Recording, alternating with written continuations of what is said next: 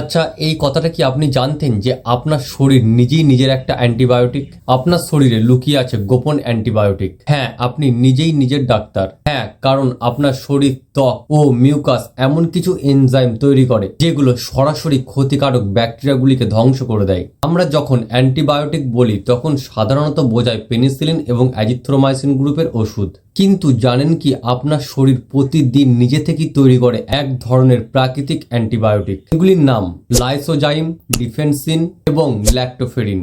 লাইসোজেম পাওয়া যায় আপনার চোখের পানিতে, জিভে, লালাতে, মিউকাসে এবং কি আপনার ত্বকের ঘামের মধ্যে। এটি ব্যাকটেরিয়ার দেওয়ালকে ভেঙে দিয়ে সেগুলিকে একবারে শেষ করে ফেলে। এরা আপনার শরীরে 24x7 আওয়ার্স যুদ্ধ করে চলেছে আপনার শরীরকে রোগ প্রতিরোধক ক্ষমতা বাড়ানোর জন্য, কিন্তু সেটা আপনি নিজেই জানেন না।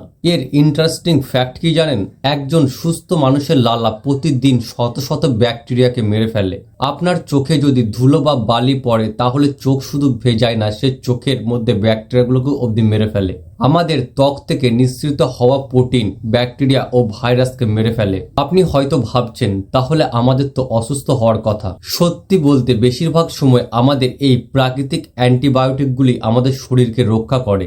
তবে বেশি স্ট্রেস, ঘুমের অভাব এবং পুষ্টিহীনতা হলে এই ব্যাকটেরিয়াগুলো আস্তে আস্তে দুর্বল হয়ে যায়।